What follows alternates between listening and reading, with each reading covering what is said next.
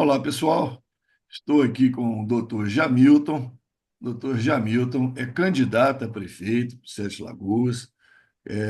Ele é do partido do PT, faz parte da Federação Brasil Esperança, a federação a que participam o PT, PCdoB e o meu partido, ao qual sou filiado, que é o Partido Verde.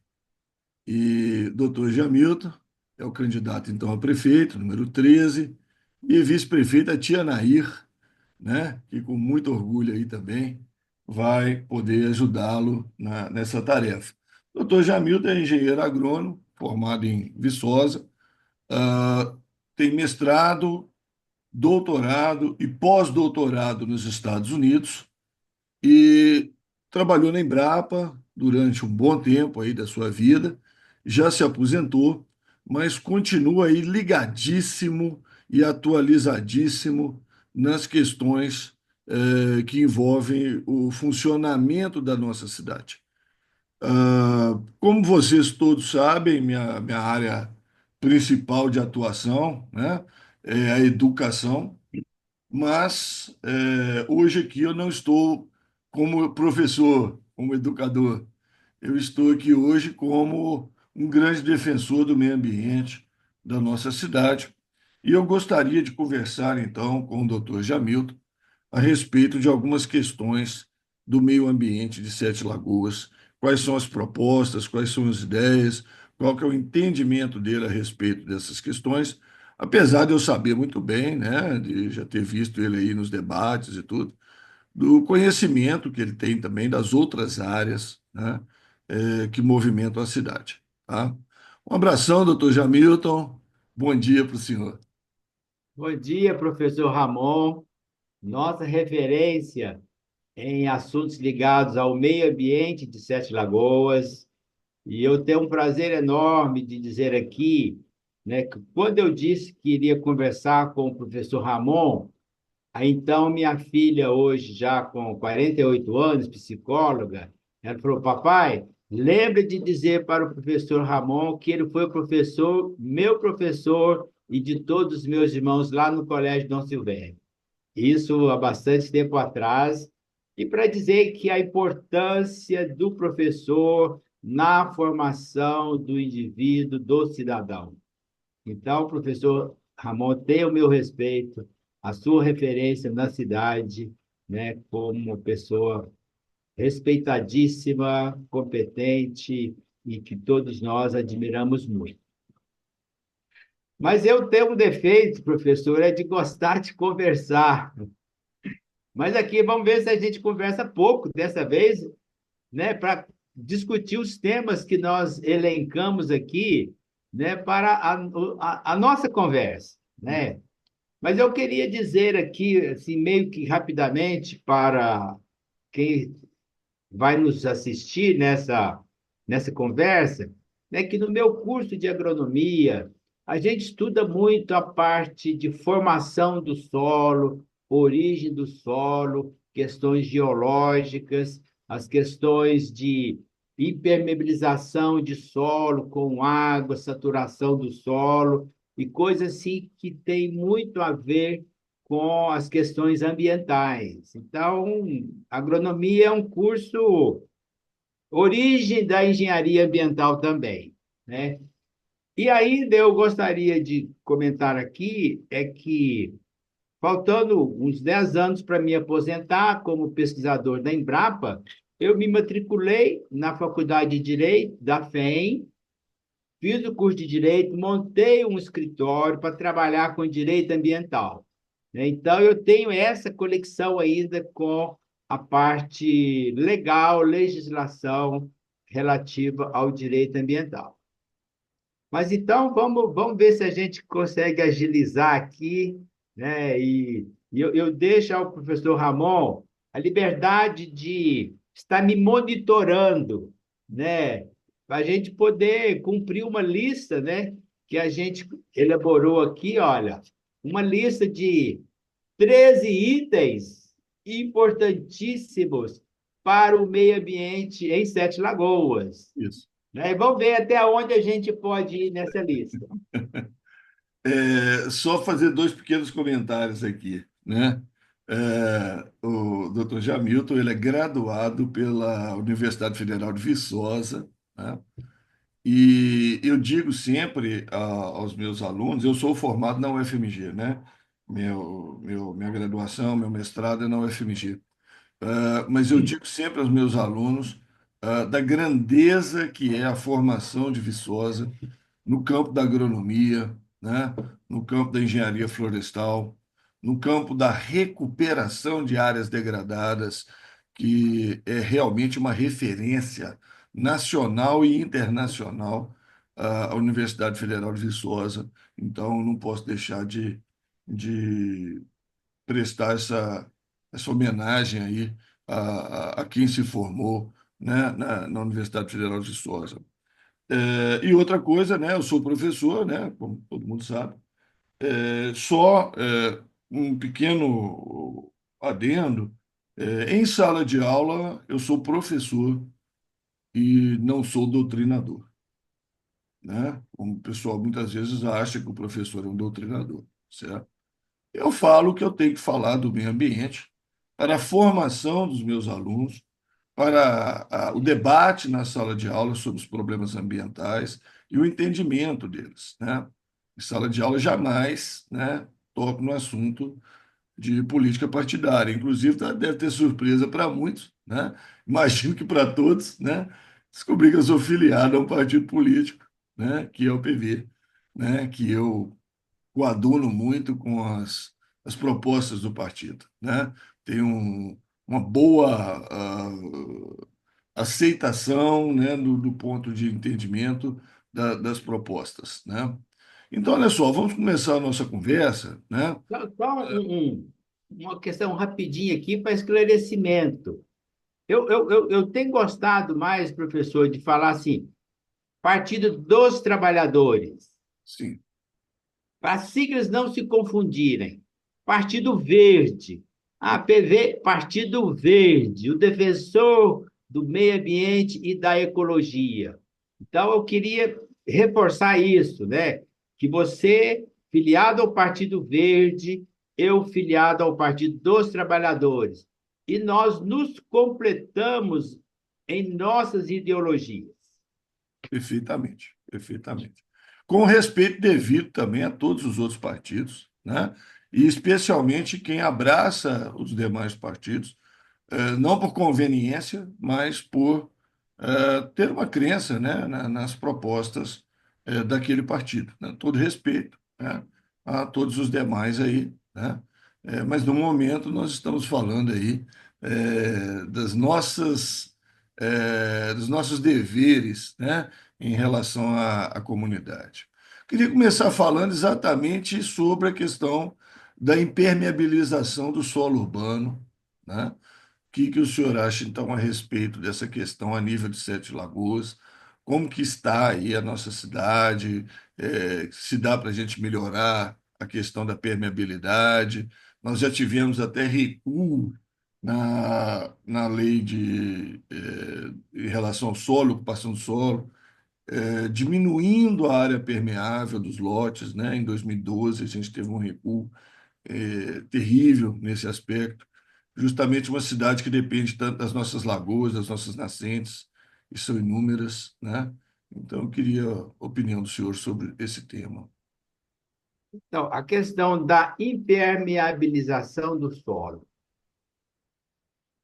Antes de ter concreto, antes de ter asfalto, né? Quer dizer, a água de chuva caía, infiltrava no solo mansamente, né? Não escorria pela superfície, não acumulava na superfície e abastecia, né? As fontes de água, as nascentes de água, né? Lá no interior da terra e que depois essa água voltava, né? Para a gente usar essa água que é fundamental para a nossa vida.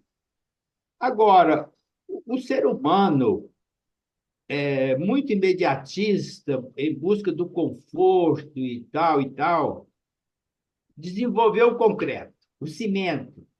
Beleza até. Mas eu acho que a gente precisa usar essas tecnologias de forma muito criteriosa, para não nos trazer problemas depois para a nossa vida. Nada é mais importante do que a nossa saúde, a nossa vida, nossos alimentos. E a água é nosso principal alimento. Agora, o que é uma reflexão de curto prazo que está acontecendo em nossa cidade é que muitas áreas florestadas, muitas árvores estão sendo derrubadas. E no lugar das árvores vai ser ocupado por concreto. Então, a consequência que a gente está imaginando disso aí é que a água, ao invés de infiltrar no solo, ela vai escorrer para os rios e toda a água corre para o mar. O mar é que vai se beneficiar dessas águas todas, enquanto que a terra, o interior da terra, precisava abastecer dessa água doce que nos retorna de novo pelas nascentes, pelos poços artesianos. Então, Sete Lagoas tem dificuldade de abastecimento de água, está se recorrendo muito frequentemente aos poços artesianos. Só que o poço artesiano já está tendo dificuldade de bombear água de volta para nós, porque lá embaixo está faltando água. E outra, do interior da terra, isso aí era tudo cheio d'água, não tinha espaços vazios. Na medida que a gente vai tirando a água lá de baixo e trazendo ela para cima, vai abrindo crateras, situações lá no interior da terra vulneráveis a haver desabamentos, porque é como se uma casa tivesse cheia, de repente, né, tira o enchimento que é a água e fica vazio. Um exemplo que nós todos conhecemos é o chamado buraco lá do bairro Santa Luzia. Aquilo foi uma depressão. O teto de galerias que estavam vazias rompeu. E se tentou jogar terra, mas nem milhões de caminhões de terra seriam o suficiente para encher o buraco que está lá embaixo. Então, a gente precisa ter estudos de geologia, né? Hoje tem equipamentos muito sensíveis que monitoram, né? Fazem mapeamentos lá no interior da Terra e vê a vulnerabilidade de ocorrer mais fenômenos como esse que já ocorreu. Então, eu acho que a prefeitura, né, o prefeito, precisa antecipar a ocorrência desses problemas geológicos, criar mecanismos, contratar especialistas com equipamentos e fazer um mapeamento lá debaixo da nossa Sete Lagoas, ver o que existe lá embaixo e orientar a população, porque criou-se um ambiente muito instável, de medo. Ah, será que debaixo da minha casa tem um buraco e a minha casa vai ser engolida por esse buraco? Então, nós precisamos saber isso, mapear isso e identificar esses buracos, se é que existe e onde, e evitar de construir prédios, casas, onde tem vulnerabilidade, né? Então, eu acho que cabe ao poder público antecipar a isso, é, elaborar esses mapas do nosso subsolo em Sete Lagoas e trazer tranquilidade para as pessoas. Agora, o problema que já houve, que está lá em Santa Luzia, nós precisamos resolver aquilo ali também. Né? Nos debates que a gente teve nas entrevistas, fizemos uma proposta inicial para debate com a sociedade. Né? E eu até usei uma brincadeira que muita gente já veio comentar comigo. Falei, doutor Jamilton, o senhor brincou lá que o caso do buraco lá do bairro Santa Luzia, é como se o senhor pegasse um limão azedo e fizesse dele uma limonada. O que é isso? Pegar uma coisa que está lá trazendo problemas, intranquilidade, feio, riscos, e transformar aquilo ali num lugar aprazível, uma pracinha, algum centro cultural e até turístico, porque imagina se a gente tem lá um ponto de atração turística onde uma pessoa, um jovem estudante, vai fazer uma pequena palestra e explicar por que aconteceu aquele fenômeno, né? Por que aconteceu ali, não vai acontecer em outros lugares. E isso ser uma informação turística curiosa, né? Imagina se ali, eu não sei que profundidade tem, mas se permitisse ter uma escadaria, um elevador, sei lá o quê, para a pessoa ir lá embaixo e explorar o centro da Terra. É uma atração turística, assim como as grutas, né? Na Gruta Rei do Mato, que todo mundo conhece, a gente começa a entrar, depois vai descendo, vai descendo. São 200 e tantos degraus. A gente chega no lugar bonito, feliz de ver. Mas aquilo ali é bem abaixo da superfície, né? Não chega no centro da Terra. Mas é interessante saber de tudo isso. É, Eu, Então, complementa aí minhas observações, professor. eu acho que descer do buraco ali vai ser complicado, porque você jogar tanta coisa lá dentro. Então, é isso. Eu acho Mas que talvez, já. quem sabe, uma tubulação, um sistema de Isso. câmera pudesse descer, né? Mostrar o Então. pessoal aqui em cima ali, o que está É acontecendo. bom conhecer o desconhecido. Ué, perfeitamente, né? E é isso mesmo, fazer do limão a limonada, né? E a gente precisa realmente desses pontos aí, né? Que são que aconteceram na nossa cidade, da mesma maneira que a gente valoriza nossas lagoas, a Serra, a Gruta Rei do Mato, né? E por que não um incidente desse não possa ser valorizado também, né? Especialmente até porque não provocou vítimas nem nada, né? Então é até mais tranquilo para a gente trabalhar isso. Gente, nessa fala inicial aí do doutor Jamil, ele já abordou aqui uns 5 ou 6 pontos aqui da nossa conversa, né?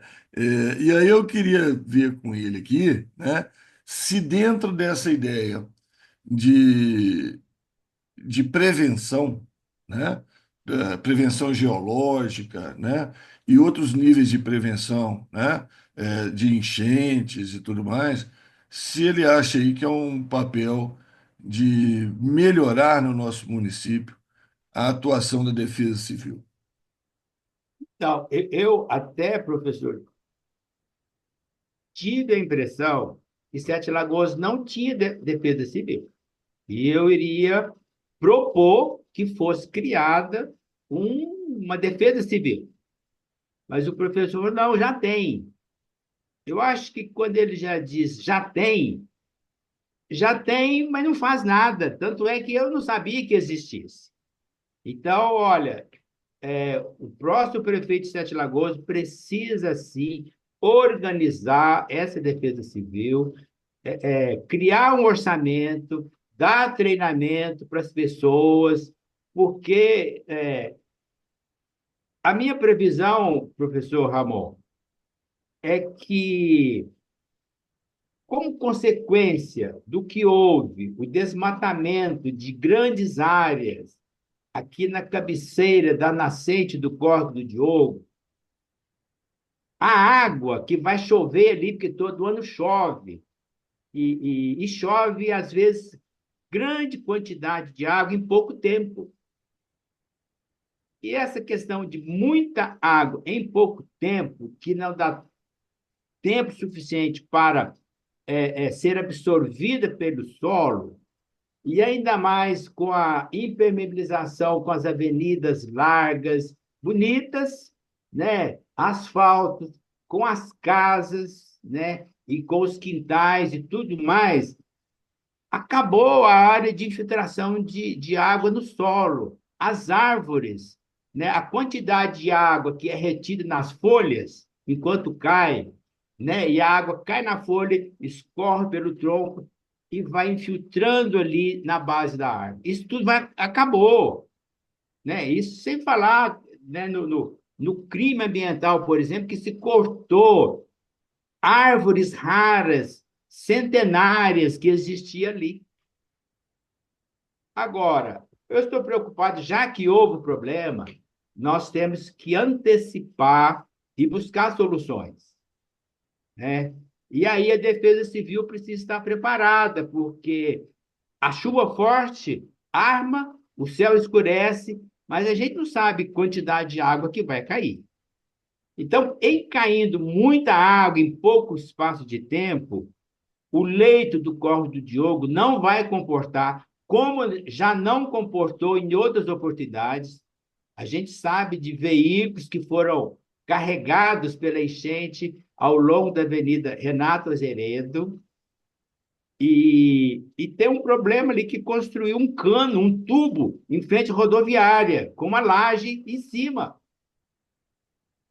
Eu estou esperando para ver se não vai acontecer um problema ali, né? De não suportar a pressão da água que vai tentar passar por aquele canal, né? Fechado de todos os lados. Agora, eu estou com uma preocupação com as pessoas que vivem, que habitam na parte baixa do Córrego do Diogo, que a gente sabe em outros anos já houveram inundações, famílias precisaram de sair de suas casas em emergência. Então, é aí que a Defesa Civil precisa estar preparada para socorrer essas pessoas, para que não haja graves problemas, né, com mortes e vidas de pessoas que foram surpreendidas com uma avalanche de água que apareceu lá na base mais baixa do Córrego do Diogo. E infelizmente, estou prevendo que vai acontecer. Pelo o crime ambiental, vamos dizer assim, que provocaram na nascente, na região da cabeceira do Córrego do Diogo, que a água agora escorrendo vai aumentar. Então, olha, insisto na importância de se criar a Defesa Civil, né, para esse tipo de problema e outros, porque Sete Lagoas a gente é uma cidade que tem uma inclinação e toda a água que corre, corre para a parte baixa. E vai tudo acumular lá, principalmente nesse Córrego do Diogo. Então, nós temos que estar atentos, porque a água canaliza para a parte baixa. E a impermeabilização do solo traz esse problema. Outra coisa que a falta de impermeabilização do solo provoca é que as árvores do centro da cidade vão ficando sem água também. E elas vão ficando fracas, vão morrendo, As árvores, né? né? Então, a gente tem que pensar no plantio de árvore, né, estratégico, né? Uma árvore não pode ser plantada numa calçada de 1,5 metro de largura. A calçada é feita para as pessoas. Então, nós temos que encontrar outro lugar para a árvore, né? E a gente tem uma proposta aí de usar um pequeno espaço onde estaciona um veículo, uma questão aí de 1 metro quadrado de área, para plantar uma árvore. E a gente talvez devesse se preocupar mais com as árvores do que com os veículos. Se eu tirar um pequeno espaço para estacionar um veículo e ali plantar uma árvore, o meio ambiente está ganhando, nós estamos ganhando, nossa saúde está ganhando. Então, nós precisamos fazer esse replantio de árvores, que já teve mais árvores em Sete Lagoas do que tem hoje, mas a árvore também não pode ocupar o espaço de uma pessoa, né? As pessoas que me conhecem melhor sabem que eu tenho uma deficiência física que eu adquiri quando eu tinha 13 anos. Eu não consigo me locomover pelas calçadas. A quantidade de degrau que tem, né? Árvores, né? As árvores foram mal escolhidas, as raízes arrebentam a calçada. Então, isso a gente tem que planejar melhor isso tudo. E cabe ao poder público tomar essas iniciativas. Perfeitamente, concordo perfeitamente. Inclusive, assim, trazendo uma colaboração, esse espaço, por exemplo, de 1 metro quadrado, pode ser até um pouco maior, ao lado dele pode ser o estacionamento da moto.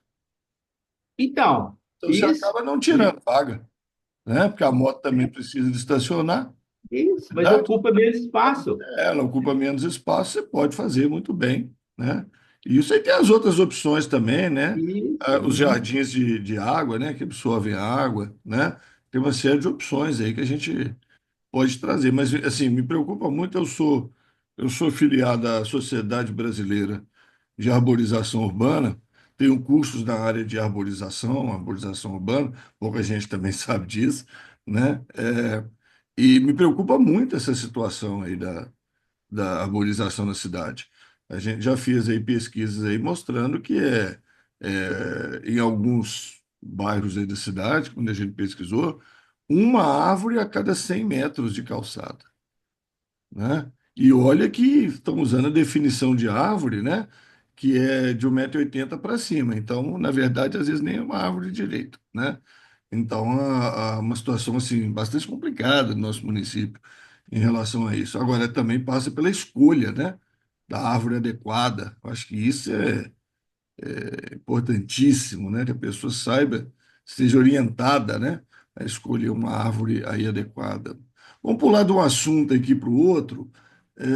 Nós já falamos aí, achei muito interessante a questão que o senhor coloca aí do desmatamento, né? Nessas áreas aí de novo loteamento, né? Realmente um desmatamento muito drástico, né? Até porque demora para vender os lotes, né? Então, eu não sei por que tem essa urgência toda de botar tudo em terra nua, né? Que ainda vai acarretar uma erosão para dentro da calha do Córrego do Diogo, né? Por exemplo, né? São questões muito complexas. E essa questão da defesa civil, realmente, eu já dei aula de defesa civil, no curso de engenharia ambiental. Uma defesa civil ela tem que estar muito organizada na prevenção, na atuação e no pós-evento, né? E E tem que ter ser um orçamento, né? Né, tem que ser professor? conhecida, né? E ter Para um ter um orçamento. telefone, orçamento, claro, né? Um orçamento para poder fazer isso. Um grupo de pessoas dedicadas que estudaram o assunto, né? É, e atuar, né? E ser conhecida. Tem que ter o telefone, né?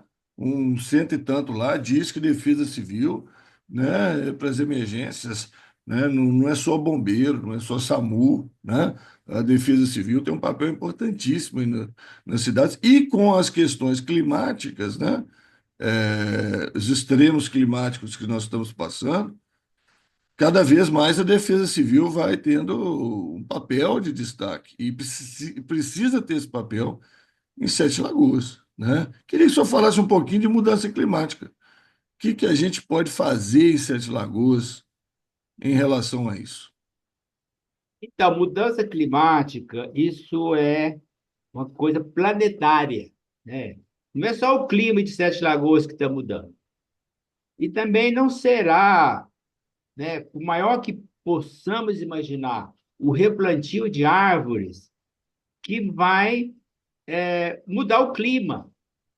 E quando a gente planta aqui, vamos supor, 50 mil árvores em Sete Lagoas, na Amazônia estão destruindo milhões, bilhões de árvores. Mas aí vamos falar em termos de microclima, né? Então, O mas clima dá uma força, né? o microclima, ele é para o conforto das pessoas. Uhum. Sombra, né?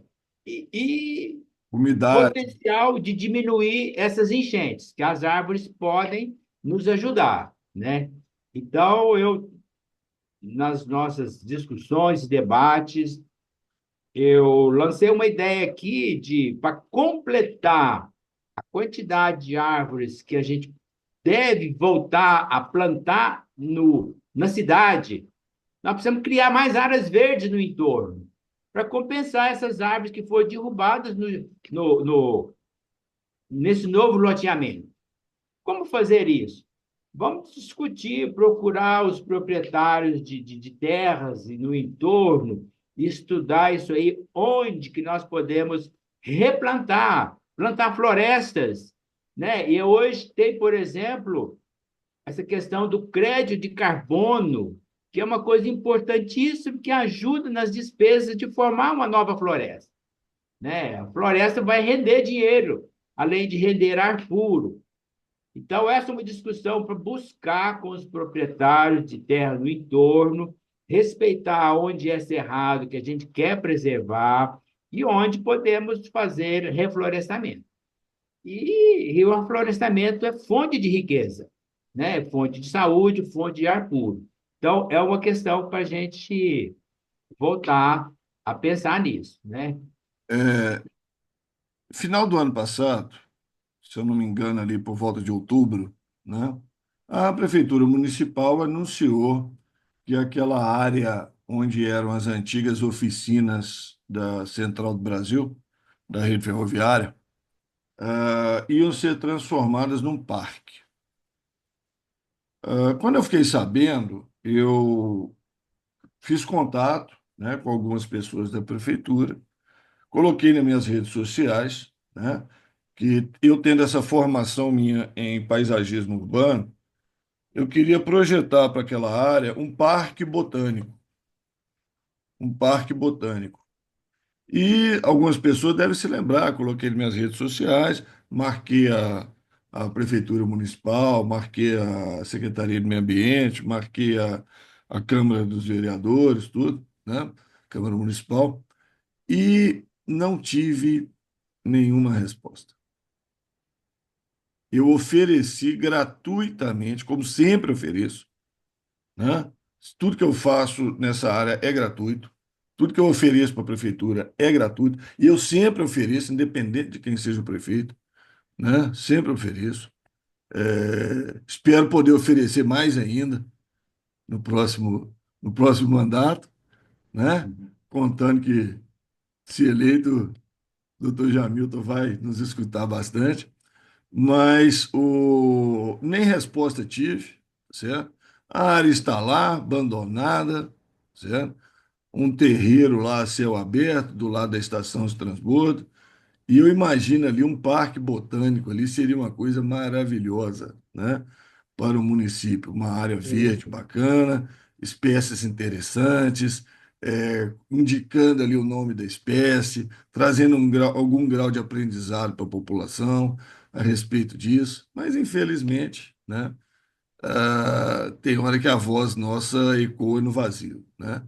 Um Infelizmente. parque botânico, professor, mesmo que um jardim botânico, né? Um Exato. jardim, pensa bem, um jardim botânico, a importância educacional para o meio ambiente que isso poderia oferecer às escolas, É a, conhecer as plantas, é a né? O segunda vez que eu respeito proponho. às árvores, tudo isso. É a segunda vez que eu proponho um parque botânico. O primeiro, É. lá na Cidade de Deus, numa área que Uhum. foi feito um termo de ajustamento de conduta, que eu não sei o que aconteceu.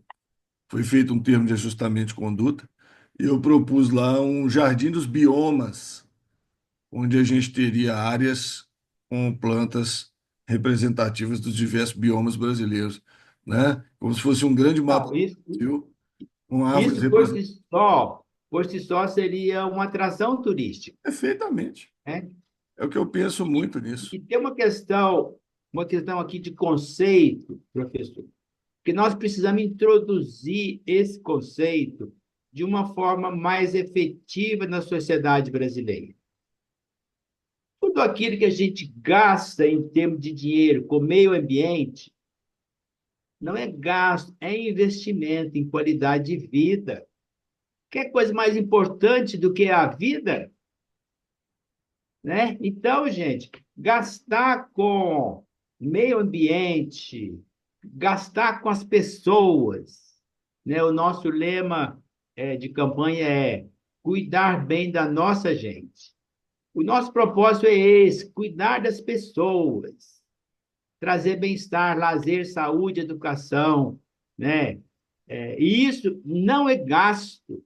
Se a gente quer uma humanidade mais sensível, mais humana, com mais saúde, nós temos que aceitar a ideia de que o gasto com meio ambiente não é gasto. O gasto com pessoa não é gasto, é investimento.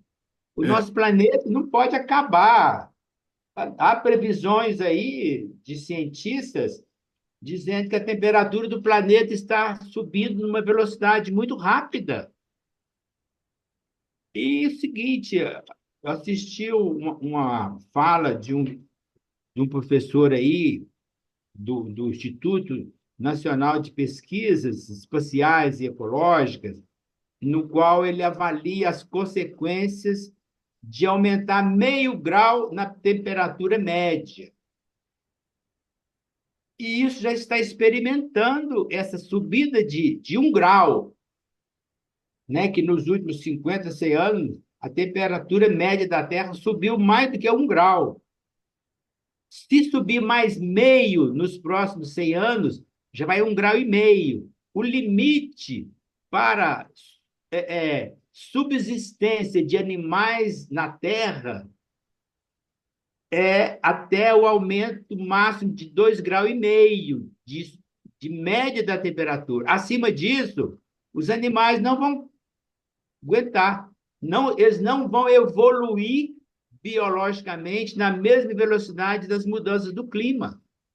E o que é 100 anos na vida de um planeta que está aí há milhões de anos? Não é nada. Nossa vida aqui é muito passageira, né? Quem vive 80, 90, 100 anos, isso é uma passagem rápida por esse planeta. E nós temos que garantir que as futuras gerações de neto, bisneto, tatranetos, não sei mais como que chama depois, tenham um ambiente saudável para viverem. Vamos tirar um pouco da nossa vida a avidez por dinheiro. Dinheiro é bom, sim, mas não precisa tanto. O que vai fazer com tanto dinheiro? A pessoa morre e deixa aí para os seus herdeiros. Então, precisamos pensar mais na população, na saúde, no bem-estar do nosso ar que respiramos. É importante a gente lembrar, né, que muita gente não compreende, né, o que está acontecendo, mas é aquele momento que a gente fala sobre o que é defender o meio ambiente, né? Então, muita gente acha que nós, né, eu, né, o senhor aí e todas as outras pessoas que falamos sobre meio ambiente, que a gente está preocupado com o meio ambiente selvagem. Claro que a gente está preocupado com ele também, mas a gente está muito preocupado com o meio ambiente urbano, né? Então, nós temos um estudo, nós temos um conhecimento, nós temos uma formação. Eu, por exemplo, devo muito à minha ex-professora Mairi, da UFMG, que muito me ensinou a respeito de ecologia urbana e implantou bem essa ideia na minha cabeça, né? Ah, tudo que a gente faz, né, dentro da cidade, ela vai ecoar, né, no bem-estar da população. Então, é a árvore, é a locomoção, a acessibilidade, né, a questão dos nossos rios, questão do nosso lixo, né, tudo isso impacta, né, na nossa cidade. Doutor Jamilton, eu queria dar uma aceleradinha aqui para a gente ir encerrando, né? Eu sei que o senhor tem compromisso hoje aí, um compromisso importante, daqui a pouco. E saindo um pouquinho da área, né? Saindo um pouquinho, não, saindo bastante da área do meio ambiente, né? Eu queria saber se a população pode contar com o senhor em alguns outros aspectos também, né? Então, o senhor, no representante do Partido dos Trabalhadores, né? A própria situação dos trabalhadores sete-lagoanos em relação ao funcionamento de restaurante do trabalhador, né? Se o senhor pensa nessa questão, também a questão do funcionalismo público, né? Que merece e precisa muito do apoio, né? O que o senhor pensa a respeito dessas demandas? Então, o que eu penso, né, a respeito dos trabalhadores é o mesmo pensamento do presidente Lula. O presidente Lula vive numa luta há mais de 40 anos, uma dedicação da vida inteira, buscando meios de proteger os interesses dos trabalhadores, de trabalhadores de modo geral, mas eu diria principalmente aqueles que trabalham com carteira assinada, cumpre horário, cumpre dias de serviço, mês inteiro, ano inteiro, a luta de manter o direito a ter umas férias. Quer dizer, ser humano não é máquina, não é escravo. E precisa de descanso. Só quem trabalha o tempo todo é que sabe que precisa de pelo menos uns 30 dias, né, de férias no ano para desligar um pouco dos compromissos do trabalho, conviver um pouco mais de perto com a sua família, né? Essa coisa de o pai ou a mãe sai cedinho de casa e volta 18, 19 horas para casa, chega em casa, deixa as crianças dormindo, chega em casa, já estão quase dormindo de novo. Então, a família sente muito a presença do pai e da mãe em casa para assistir essas crianças, educar essas crianças, encaminhá-las para uma vida melhor, né? Então, férias é uma coisa sagrada para nós. E outra coisa, né? O presidente Lula vive uma luta incansável para melhorar um pouquinho o salário mínimo. Para ele aumentar R$ 20 no valor do salário mínimo, é uma luta incansável. Não consegue.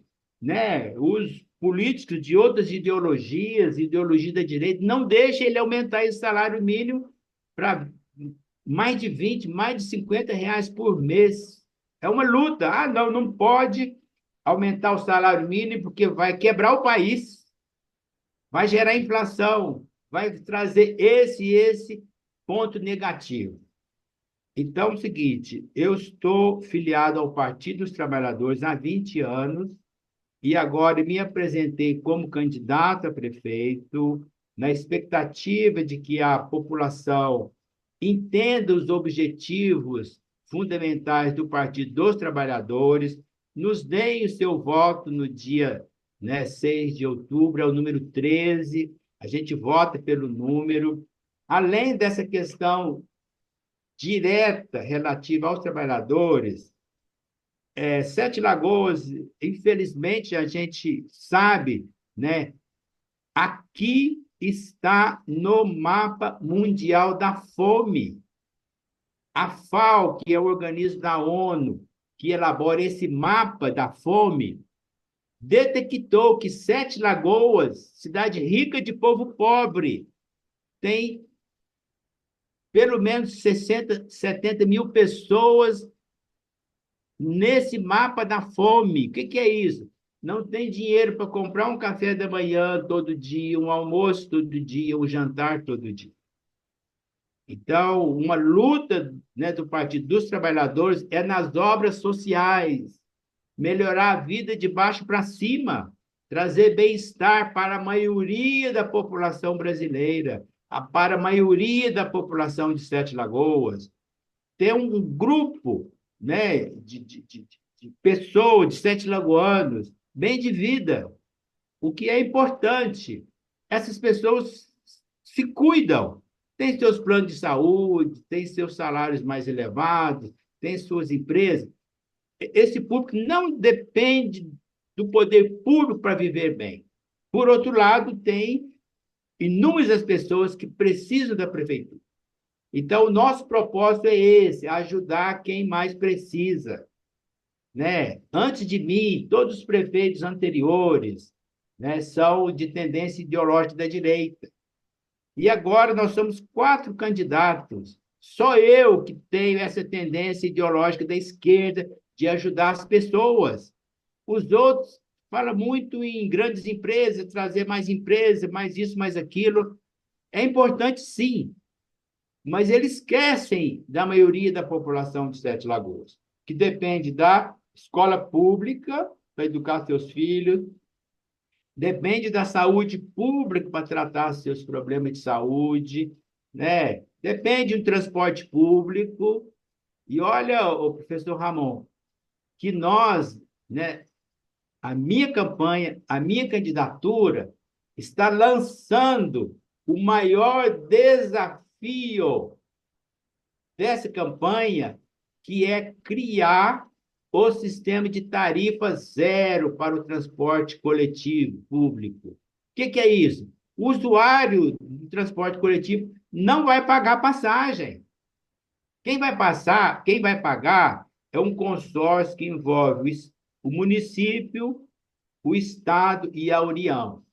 Nós temos um projeto elaborado nisso aí, já foi testado e está sendo empregado em 117 cidades brasileiras, que são o laboratório desse processo de tarifa zero.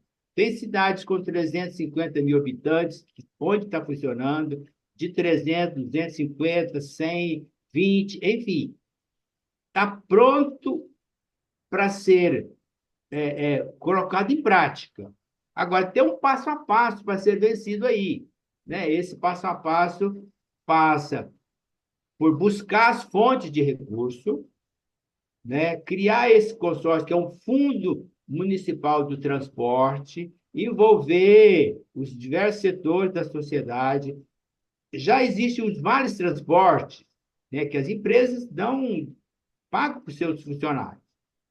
O vale para pessoas idosas, para as pessoas com deficiência. E agora, de imediato, a gente iria implantar esse vale para estudantes, né? Imagina um jovem que tem que ir para a escola todo dia, precisa pegar uma lotação. Se faltar dinheiro para ele pagar a lotação, ele não vai na escola. Ele tem dinheiro para ir e para voltar. E, às vezes, numa casa, tem duas, três crianças que precisam ir para a escola. Então, a falta de dinheiro para pagar um transporte não pode ser o motivo da criança faltar à escola.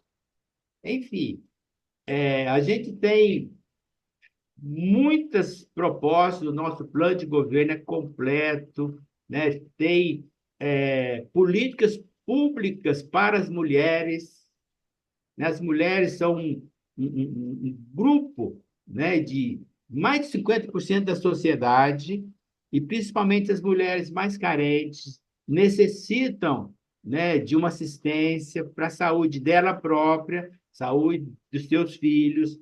É uma questão que foi bastante debatida, né, nessas eleições, que foi exatamente uma grande demanda que existe para creches, né? Essas creches foi uma ideia, né, do governo do Partido dos Trabalhadores. Isso foi uma ideia do presidente Lula, Dilma, e a presidente Dilma mandou recursos para construir muitas creches em Sete Lagoas. Essas creches foram começadas a construção e parou. Né? Tem um dos candidatos que fez vídeo mostrando essas creches paradas. Mas esse candidato, que é da direita, não falou que as creches pararam porque o presidente Temer não mandou mais dinheiro para a creche. O presidente Bolsonaro não mandou mais dinheiro para a creche.